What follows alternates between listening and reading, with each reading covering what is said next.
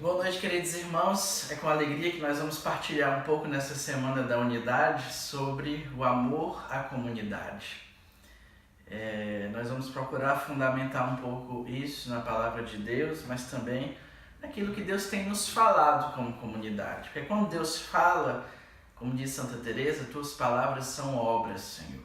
Então Ele vai nos dando um amor que não é fruto apenas de uma boa vontade, mas que é fruto de uma ação sobrenatural da sua graça nas áreas do nosso ser, que acolhendo a graça de Deus, com a ajuda dessa graça e com a decisão firme da nossa vontade, iluminada pela inteligência, vamos encarnando a vivência das virtudes na nossa vida e vamos amando como Deus quer que nós amemos, com o amor de Jesus. Porque o que Jesus fez não foi apenas nos salvar dos nossos pecados, eu diria apenas, mas já seria algo extraordinário. Mas Ele também nos confia a sua própria vida, o seu estilo de vida, o seu coração inflamado de amor, que tudo realiza e a tudo se dispõe. O amor esponsal foi vivido em primeiríssimo lugar no coração de Jesus. Esse amor que tudo realiza e a tudo se dispõe é o amor do Sagrado Coração de Jesus. Então nós somos enxertados, como diz o próprio Jesus em João 15, na videira. Nós somos unidos a Jesus nesse amor esponsal e unidos a Jesus nós vamos amando com o seu amor. Isso não é romantismo espiritual. Isso é algo muito encarnado. Com a graça de Deus, ao abrirmos os espaços da nossa vida para a ação da sua graça, através dos tempos de oração que nós temos, de formação pessoal e comunitária, de oração pessoal e comunitária, de retiros, de reciclagens, à medida que nós vamos abrindo o nosso tempo ao que é eterno, a graça pode realizar em nós a obra de transformar o nosso coração no coração do nosso divino esposo. Às vezes a gente diz, eu tentei, eu lutei, mas não venci. Mas será que nós estamos abrindo espaços na nossa vida, na nossa existência, na nossa agenda, para que Deus possa derramar a sua graça e realizar a obra sobrenatural? A obra que Deus tem para as nossas vidas é uma obra sobrenatural. Não estou falando aqui de manifestações extraordinárias. Quando eu digo sobrenatural, é no sentido de que é acima daquilo que a nossa pobre natureza é capaz de fazer. É uma obra divina, é uma obra da graça. Então nós estamos aqui para deixar que Deus realize uma unidade no meio de nós, e essa unidade ela é realizada no amor. É assim que no mistério de Deus nós contemplamos a unidade. Deus é um só Deus em três pessoas. Como assim? Existe a distinção das pessoas da Trindade. Aquele que é o Pai não é o Filho, porque o Pai é Pai do Filho. Então o Pai não é o Filho, o Pai é Pai do Filho. O Filho não é Pai, o Filho é Filho do Pai, né? Então aquele que é o Pai não é o Filho, mas ao mesmo tempo aquilo que eles são, isto é Deus, eles são um só. O Pai é um só Deus com o Filho e no Espírito Santo. Então esse mistério da Trindade, que é a celebração de um Deus único, mas que guarda essa distinção de pessoas, nos faz perceber que a unidade não é todo mundo fazer as coisas igualzinho uns aos outros. A unidade, ela protege a diferença, ela sacraliza a diferença e ela cresce com a diferença, mas sem perder a sua própria identidade. Então, viver em comunidade é viver com pessoas que são diferentes de nós, mas ao mesmo tempo que se amam. É o amor que faz com que é diferente seja unificado. No próprio mistério de Deus, é o amor que faz com que as pessoas distintas da Trindade sejam um só Deus.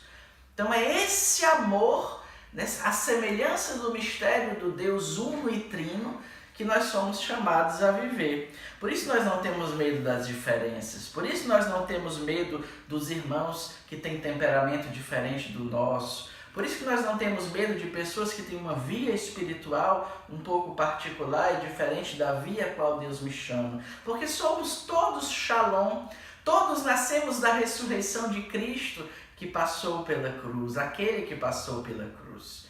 Todos nós anunciamos uma experiência que foi vivida e que é vivida todos os dias na nossa carne, isto é, na nossa história, na nossa vida.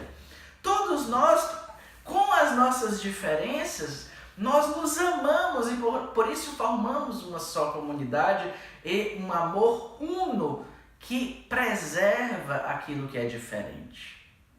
Então é uma imaturidade muito, no mínimo uma imaturidade muito grande e no máximo um grande pecado nós colocarmos às vezes as pessoas de lado só porque elas pensam diferente da gente. Ela não se identifica comigo, então eu vou chamar pessoas que se identificam comigo no meu ministério ou na minha missão. Como é que você vai se confrontar de uma maneira sadia se você só coloca perto de você pessoas que pensam exatamente como você pensa, né?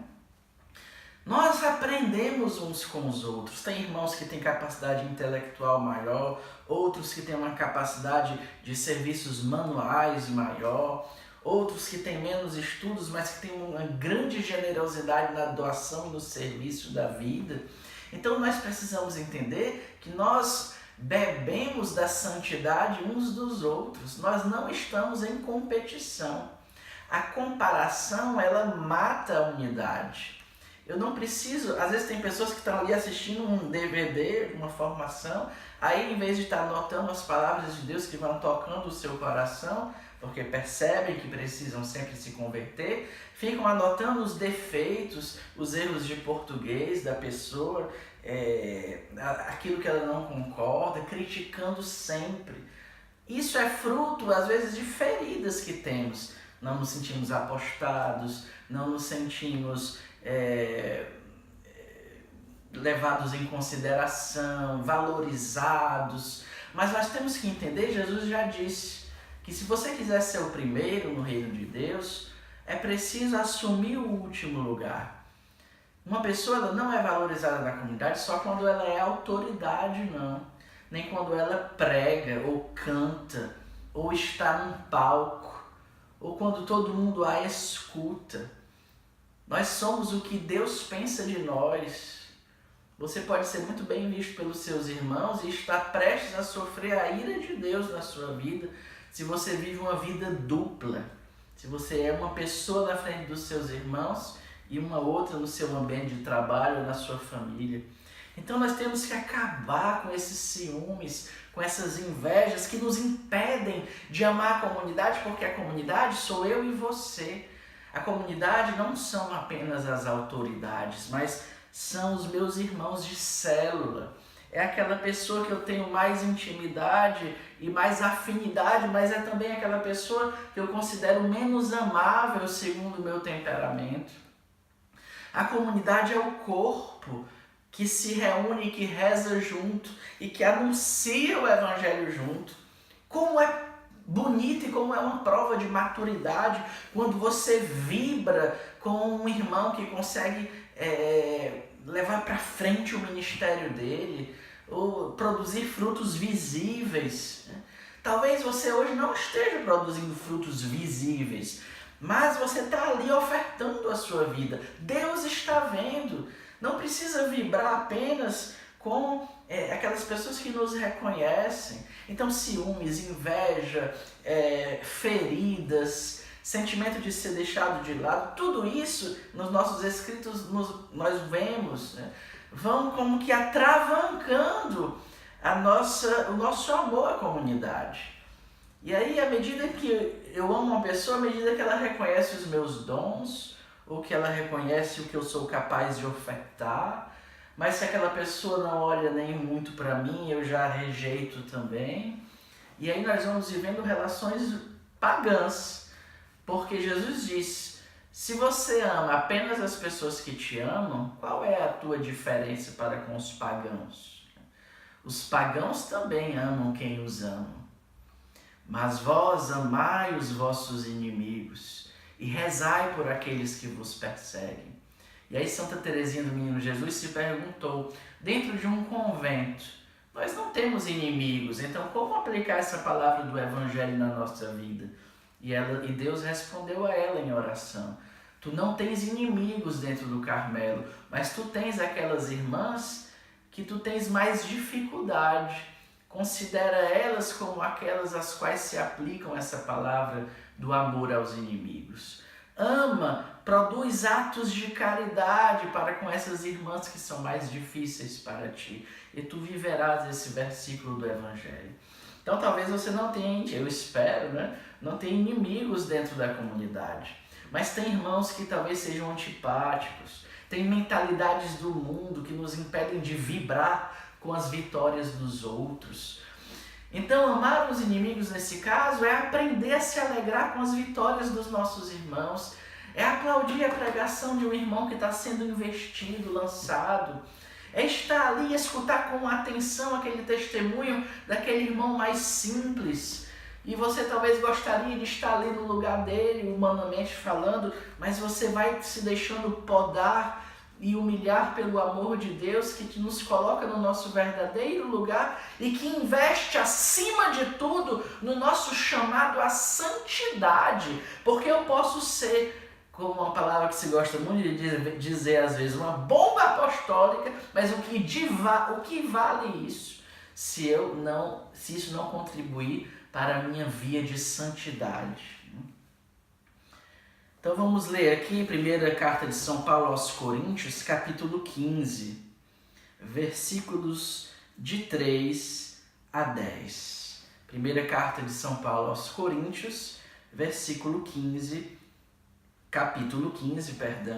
versículos de 3 a 10. Eu espero que nós sempre tragamos nossa Bíblia para a célula, como desde o início. Transmiti-vos em primeiro lugar aquilo que eu mesmo recebi. Cristo morreu por nossos pecados, segundo as Escrituras. Foi sepultado, ressuscitou ao terceiro dia, segundo as Escrituras. Apareceu a Cefas e depois aos 12. Em seguida, apareceu a mais de 500 irmãos de uma vez, a maioria dos quais ainda vive, enquanto alguns já adormeceram. Posteriormente apareceu a Tiago e depois a todos os apóstolos. Em último lugar apareceu também a mim, como a um abortivo. Pois sou o menor dos apóstolos, nem sou digno de ser chamado apóstolo, porque persegui a igreja de Deus. Mas pela graça de Deus sou o que sou. E sua graça a mim dispensada não foi estéril.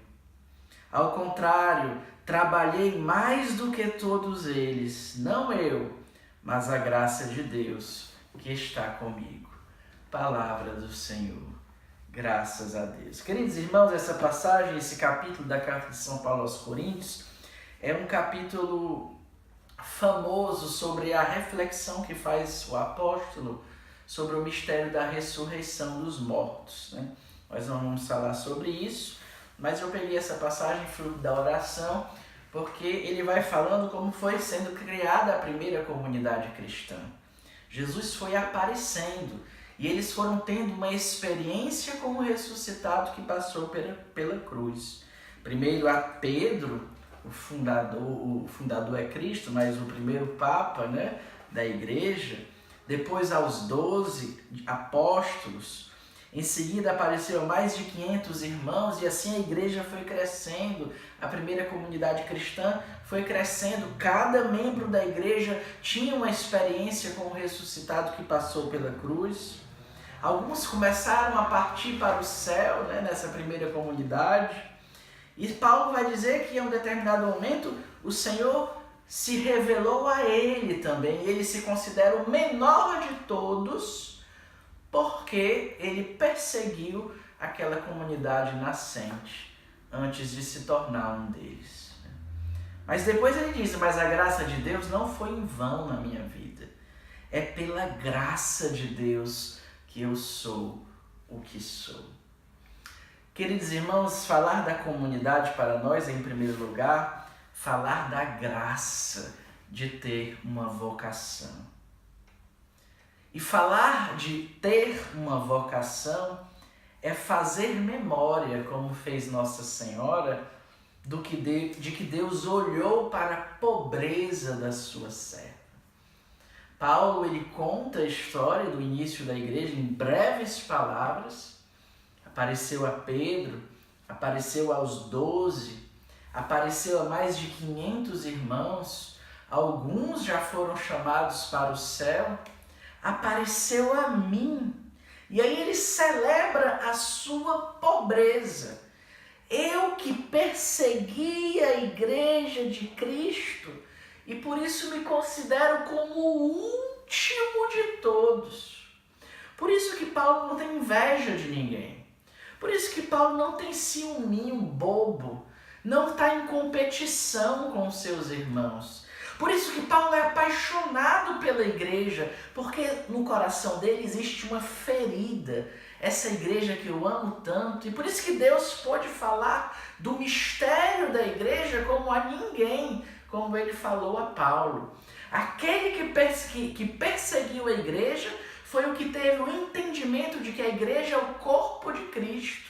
Por quê? Porque Cristo se associou à igreja e disse para o próprio Saulo: eu sou Jesus, aquele que tu persegues.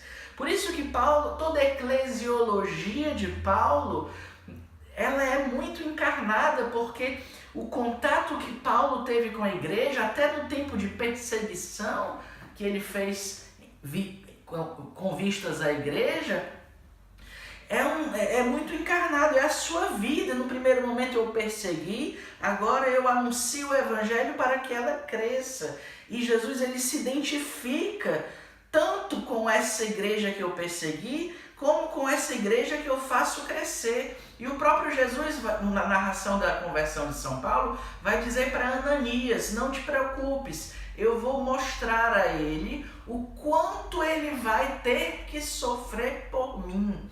E Paulo sofre pela igreja, pelo crescimento da igreja, que Jesus identifica a si mesmo.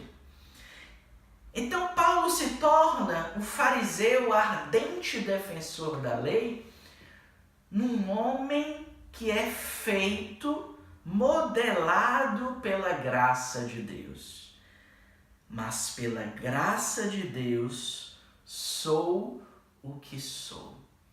E assim, ele que falava mal da sua primeira comunidade, né, da igreja, que não era ainda, e não tinha ainda ingressado, né, ele que perseguia a igreja, ele que odiava os discípulos de Cristo, que os colocava em prisões, ele se torna no grande teólogo da igreja, do mistério do corpo de Cristo. Porque no lugar de querer fazer as coisas certinho, fruto de um esforço puramente humano, ele se deixa derrubar pela experiência com o ressuscitado. Ele se deixa humilhar e diz: você que fala mal dessas pessoas, você que as persegue, você que está com cartas para jogá-las em prisões, saiba que sou eu que tu persegues. Irmãos, quando nós falamos mal uns dos outros, quando nós nos ferimos, às vezes até por motivos sérios mesmo, não digo que seja tudo fruto da nossa imaginação, nós nos ferimos mutuamente porque somos pecadores. Mas quando nós deixamos isso crescer dentro de nós, nós vamos minando a nossa vocação e o nosso amor para com a comunidade. Isso quer dizer o nosso amor para com a pessoa de Jesus, para com o esposo da nossa alma. Esses corpos estranhos entram na engrenagem, nos dizem os nossos escritos, e vão impedindo que essa engrenagem da companhia de pesca funcione de uma maneira mais correta, mais dinâmica. E nós mesmos vamos perdendo o ardor de sermos comunidade Shalom. Nós começamos a faltar a célula, nós perdemos a motivação, nós achamos que já fizemos tudo porque já temos promessas definitivas. Quando na verdade as promessas definitivas é você se colocar sobre o altar da graça para que Deus consuma você e oferte você ao Pai. Mas muitos de nós, de tão mundanos que estamos ficando, achamos que é se aposentar da comunidade promessas definitivas. E aí não pedimos mais dispensa, não damos mais satisfação nenhuma. Qualquer coisa é motivo para não ir. E vamos perdendo o amor. Eu não gosto desse formador. Eu não gosto desses irmãos de célula. Eu não gosto desse responsável local. Eu não gosto... Meu Deus, nós parecemos crianças que agem segundo o gosto. O gosto ou não gosto. E o chamado a padecer por amor a Jesus para salvar almas, aonde ele foi parar? E o chamado a se deixar crucificar com Cristo para gerar frutos de ressurreição para a igreja, aonde ele foi parar? E a radicalidade evangélica de ir para a célula mesmo cansada. É diferente quando você está doente, ou então quando você tem que cuidar de uma pessoa doente e realmente não tem outra pessoa que fique naquele dia, né? Mas às vezes é uma indisposição apenas, ou uma pequena dor de cabeça, ou no fundo a gente sabe que não quer ir, não quer. Eu não quero, e aí eu invento um motivo para tentar acalmar a minha paciência, mas essa falta de paz interior que fica em nós é testemunha de que nós vamos deixando esfriar o amor esponsal a nosso Senhor Jesus Cristo, porque o que tu fazes a estes é a mim que tu fazes, disse Jesus para São Paulo. Mas pela graça de Deus eu sou o que sou. E aí eu não deixo de perceber que eu sou o menor. Meu Deus, eu merecia o inferno por tudo que eu já fiz na minha vida. E Deus permite que eu permaneça numa comunidade de consagrados a Ele, para falar em seu nome, para rezar na sua presença, para amar irmãos. Eu mereci o inferno e Deus me dá uma comunidade. Então, pela graça de Deus, eu quero ser fiel. Pela graça de Deus, eu sou o menor. Então, quem sou eu para julgar os outros? Quem sou eu para dizer que eu faria melhor do que aquela pessoa? Então, como São Paulo, eu vou deixando a graça de Deus me colocar no meu lugar. E como Nossa Senhora, eu vou cantando o meu Magnífica. Minha alma exalta o Senhor, meu espírito exulta de alegria em Deus, meu Salvador. Ele me salvou de mim mesmo, porque olhou para a pobreza de sua serva.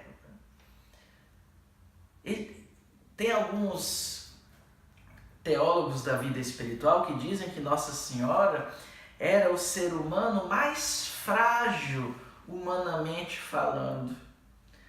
Mas como ela tinha profunda consciência disso, Deus pôde realizar a maior obra em meio aos seres humanos que ele jamais realizou nos outros, que é fazer com que ela nunca caísse em pecado e fosse cheia de graça. Porque ela era vazia de si mesma, ela era cheia da graça de Deus. Porque ela era mais fraca, ela se transformou na mais forte na vivência do amor e da caridade. Irmãos, os pensamentos de Deus não são como os nossos. Se nós somos os mais fracos, os miseráveis até, os vasos de argila, nós somos chamados a ser os mais santos. Porque é essa dinâmica. Quanto mais vazio de mim e reconhecendo esse vazio, mais Deus vai poder agir e fazer uma grande obra de santidade na minha vida. A santidade não tem nada a ver com ser forte. A santidade é um vazio que eu reconheço e que eu deixo inundar pela graça de Deus, dizia São Francisco ao Frei Leão. Um dia Frei Leão estava triste e Francisco perguntou, por que estáis assim, ovelhinha de Deus? E ele disse, Pai Francisco, é porque eu jamais serei santo. E Francisco diz, o que tu achas que é a santidade, ovelhinha de Deus? E ele respondeu, a santidade é você não ter nada do qual se recriminar. Está tudo certinho. Com outras palavras, né? E aí Francisco disse, é por isso que estás desanimado, Frei Leão. Porque nós vamos ter sempre alguma coisa, algum pecado a reconhecer. Não, Frei Leão. A santidade não é o fruto dos nossos esforços, mas é um vazio que se reconhece e que se deixa preencher pela graça de Deus. Irmãos, falar da vocação significa celebrar o nosso lugar, aonde a santidade se desenvolve em nossas almas. Nós estamos juntos aqui para celebrarmos a santidade que vai crescendo na vida uns dos outros. E aí nós vamos aprender a vibrar uns para com os outros. Você sabe por que você não é mais alegre e feliz? Porque você não aprendeu ainda a vibrar com as vitórias do seu irmão, dos seus irmãos. Quando nós aprendermos a nos alegrar mesmo com o sucesso dos nossos irmãos, nós vamos ter sempre motivos de alegria. Vamos esquecer de nós mesmos e aí Deus nos fará santos. E um belo dia nós vamos perceber que nós estamos profundamente unidos a Jesus, dentro dessa vocação, dentro dessa comunidade. Falar na vocação Shalom significa falar em eleição também. Irmãos, isso é algo sério. Às vezes a gente diz assim, não, já perdi o fervor. Pode substituir essa pessoa aqui nesse ministério. Pode substituir essa pessoa aqui nesse apostolado. Olha, eu sei do que eu estou falando. Um testemunho pessoal, né? Tem 16 anos que eu estou na mesmíssima missão, que é a missão de Toulon, que eu amo, que eu aprendi a reescolher e a amar de novo. 16 anos. E várias vezes eu disse, com certeza eu tenho melhores responsáveis locais por aí que poderiam levar esse negócio para frente. Com certeza. Até que um dia Deus me fez compreender que hoje, que é verdade que tem gente mais capaz do que eu, mas que Ele não está atrás de capacidades, mas de sim e oferta de vida. Pode ter pessoas mais capazes do que você para fazer o que você está fazendo hoje. Mas o que Deus quer é a sua oferta. E ninguém pode substituir a sua oferta. Podem colocar outra pessoa no seu lugar, mas não vai ser o seu sim que ela vai dar o sim dela. Ninguém pode substituir o seu sim. O mundo ainda não foi totalmente evangelizado porque houve milhares de pessoas que disseram não a Deus. Senão o mundo já estaria todo evangelizado. Ninguém substitui o sim de ninguém. Nós substituímos funções, mas sim, ninguém substitui. E se é verdade que o cemitério está cheio de gente insubstituível, é verdade também que o céu está cheio de pessoas que descobriram que, apesar de serem as menores, como diz São Paulo aqui, abortivos, elas se transformaram pela graça de Deus no santo aos quais elas eram chamadas. Partilhe com a pessoa que está do seu lado sobre tudo isso que conversamos até agora.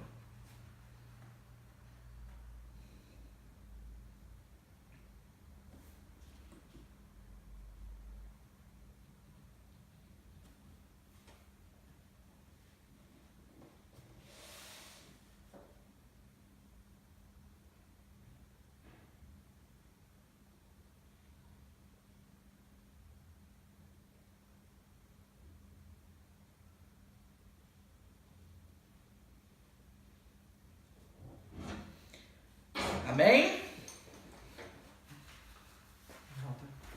Obrigado.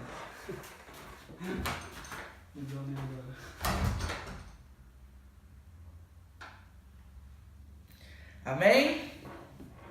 Então, Nossa Senhora e São Paulo, aqui que nós estamos pegando como exemplo, são exemplos de pessoas que deixaram a graça de Deus fazer o que tinha que fazer na vida delas.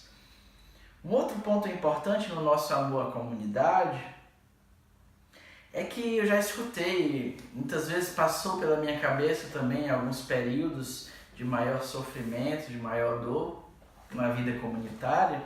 Às vezes, quando tem irmãos que vieram de famílias bem equilibradas, e bendito seja Deus pelas famílias bem equilibradas, quando começam a viver conflitos dentro da vida comunitária, seja na comunidade de vida, seja na comunidade de aliança, aí dizem assim: eu estou deixando a minha família toda segunda e sexta-feira, estou deixando de conviver com meu esposo, com a minha esposa, quando é só um casado na comunidade, ou estou deixando de conviver mais com os meus filhos, ou simplesmente eu estou deixando de estudar mais, de trabalhar mais, para conviver com tanta gente cheia de defeitos, Eu, na comunidade de vida, deixei minha família, meus planos no mundo para viver nessa casa com tantas desordens, com tantas infidelidades. E aí o Senhor vai nos falar que nós somos consagrados a Ele. Sendo consagrados a Deus, nós somos chamados a viver a mesma vida que Jesus viveu. E a vida de Jesus também passou por esse processo. Ele deixou José e Maria, tem família mais equilibrada do que essa, E ele olhou para aquela multidão um dia, quando ele estava anunciando o Evangelho, e disse: eis aqui meu pai, minha mãe e meus irmãos. É aquele que escuta a palavra de Deus e a põe em prática. Este aí é meu pai, minha mãe e meus irmãos. Ele olhou para aquela multidão que talvez alguns daqueles que estivessem ali estivessem também gritando algum tempo depois: crucifica-o, crucifica-o. Jesus, ele deixou a família mais equilibrada que a face da terra já teve para assumir a família humana como sua família, com todos os pecados da humanidade, com todas as desordens. E se nós somos consagrados a Deus, nós também deixamos, às vezes, ambientes em que nos sentimos, talvez num primeiro momento melhor, para assumir as fraquezas uns dos outros. Mas não só as fraquezas, também as virtudes.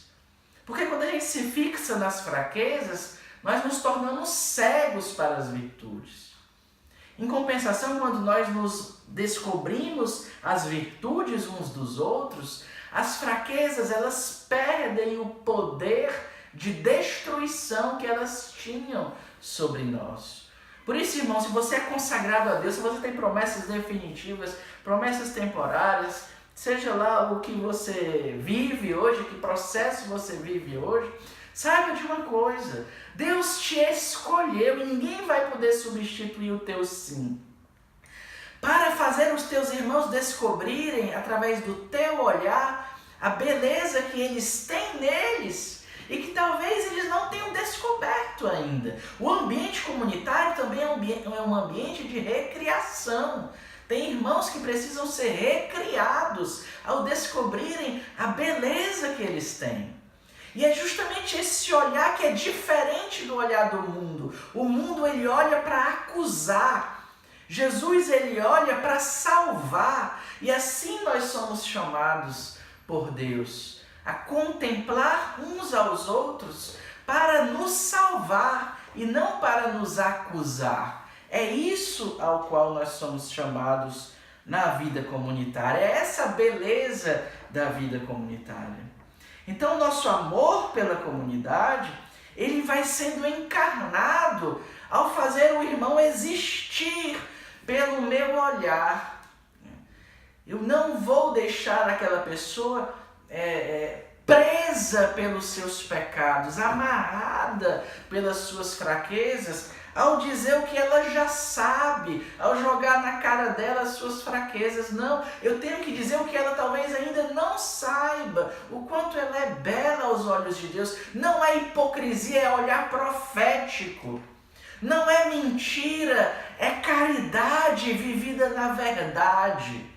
Esse é o chamado, e esse é o amor, e por isso vai fazendo com que a vida comunitária seja uma vida apaixonante, porque nós vamos descobrindo a beleza uns dos outros e da nossa própria comunidade, que com tantas fraquezas, o Senhor dá um tal poder de evangelização para o mundo. Deus não quer super-heróis, Deus quer pobres miseráveis para salvar e serem testemunhas dessa salvação nesse mundo perdido no qual nós estamos hoje. E aí, uma coisa que é muito importante é essa visão da comunidade e da responsabilidade. Uma vez eu conversando com uma pessoa de uma comunidade de aliança, de uma célula, ela dizendo que estava pedindo para deixar a comunidade porque ficava doente com muita frequência e ela dizia assim: eu não tenho mais nada o que ofertar para vocês. Eu não tenho nada o que fazer para vocês. Então, eu vou deixar a comunidade porque eu tenho que pensar em mim agora. E aí Deus foi me inspirando, eu fui dizendo: olha, a comunidade não é apenas um compromisso para fazer coisas, mas tem uma dimensão esponsal também. E quando você casa com uma pessoa, você diz na fórmula do matrimônio: na alegria e na tristeza, na saúde e na doença. Então você não pode questionar a sua vocação porque você está doente, porque você está triste, porque você está depressivo, porque você se comprometeu esponsalmente. Então essas coisas não são anomalias na tua pertença à vida comunitária. Elas já estavam no script. No script esponsal existia a alegria e a tristeza, a saúde e a doença. Eu não sou mais fiel a Deus quando eu estou com boa saúde, não. Eu sou mais fiel a Deus quando eu faço a vontade de Deus. E quando eu estou doente, a vontade de Deus é que eu ofereça o meu sim, às vezes em cima de uma cama de hospital, às vezes ali naquela luta para não me entregar àquela doença. Essa é a vontade de Deus.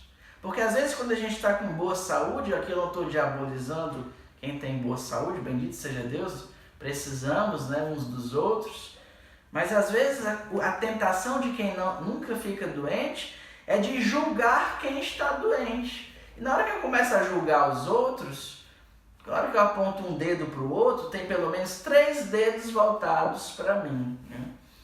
Então nós precisamos entender que a vida em comunidade tem que banir o julgamento contumaz, né? Porque é impossível deixar de julgar, a gente está sempre operando julgamentos na nossa cabeça. Mas uma coisa é sentir, outra coisa é consentir no pecado. Eu não posso alimentar certos julgamentos que só vão atrapalhar o crescimento dos meus irmãos. Os nossos estatutos dizem que quem tem problemas de saúde devem ser cercados de ternura e caridade, e não de olhares de julgamento. Porque um dia nós estaremos ali, todo mundo morre, né? Todo mundo morre, então um dia nós vamos precisar do cuidado do nosso irmão. Então, queridos irmãos, essa dimensão esponsal à comunidade eu a desposo, porque é o lugar que Deus escolheu, a forma de vida, é a minha identidade, onde Deus encarna a obra de santidade e é onde eu vou servir ao reino, para que muitos outros irmãos tenham uma experiência com o ressuscitado que passou pela cruz, na alegria e na tristeza, na saúde e na doença, amando e respeitando. Só que no nosso caso, até que a morte nos una eternamente ao divino esposo de nossas almas. E o respeito é muito importante. Quando você está magoado, feche a sua boca, porque é a hora que o demônio nos tenta para falar mal uns dos outros. Eu conheço vocações que foram envenenadas por pessoas feridas pela comunidade, claro, porque nós nos ferimos mutuamente. Quando eu digo pela comunidade, eu digo por nós, por mim e por você. A comunidade sou eu e você. E por isso que existe a dimensão do perdão. A palavra perdão, perdonare do latim, significa cercar com o dom de si mesmo. Então, perdoar significa eu amo você, mesmo você sendo assim. E isso é amar como Deus ama. É um ato sobrenatural. E aí a gente volta ao início dessa pregação, né? Deus nos chama a uma vida sobrenatural e a um amor sobrenatural para com a nossa comunidade. E eu queria terminar esse momento de partilha conclamando a toda a comunidade a fazermos um pacto por renovar o nosso amor, a nossa vocação.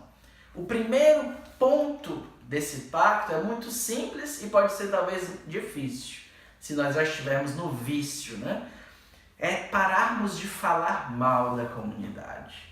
Pararmos de falar mal, meu Deus, eu me arrepio todinho só de dizer isso. Parar de falar mal do Moisés, da Amy, das autoridades. Por acaso você não merece não que falem mal de você? Mas você não gosta, não é? Então, quem não tem pecado, atire a primeira pedra.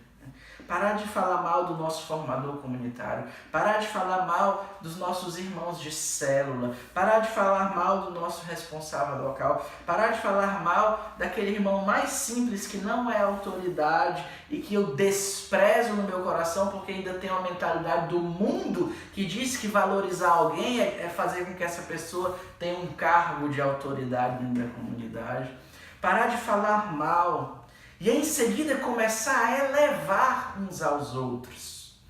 Começar a reconhecer as virtudes uns dos outros. Vamos fazer esse pacto de vibrar com os nossos irmãos? Aquele irmão que passou no vestibular, aquele irmão que conseguiu um emprego novo, aquele irmão que recebeu um dinheiro atrasado do governo, aquele irmão que conseguiu voltar a fazer reciclagem, se ele passou um ano sem fazer ou 2, e por isso está tão capengando, né? Porque, só um parêntese, nunca se recupera uma reciclagem perdida, né? Porque é uma graça infinita uma reciclagem. Mas se pode começar uma vida nova ao retomar as reciclagens, né? Vibrar com aquele irmão que está sendo apostado ao assumir um ministério. Vibrar com aquele irmão que está sempre no mesmo ministério porque se reconhece esse carisma que esse irmão tem. Vibrar com aquele que vai em missão. Vibrar com aquele que faz um voto de celibato, em vez de ficar com mentalidades do mundo dizendo que loucura é essa. Vibrar com aqueles que vivem as vigílias com fidelidade. Vibrar com aqueles que vivem as virtudes que eu não consigo viver ainda. Você vai ver como Deus vai te dar essas virtudes. No lugar de você murmurar contra aqueles que vivem as virtudes que você ainda não consegue viver, você vibrar com eles. E aí, irmãos, nós vamos amar de um amor cada vez mais louco e apaixonado a nossa vocação e a nossa comunidade. E aí nós poderemos dizer no final da nossa vida com o coração cheio de gratidão, porque a gratidão é a linguagem das almas esposas. Eu sou o menor de todos, mas pela graça de Deus eu me tornei o Shalom que eu me tornei. Que Deus nos dê essa graça maravilhosa nesta Semana da Unidade. Louvado seja nosso Senhor Jesus Cristo, para sempre seja louvado. Shalom.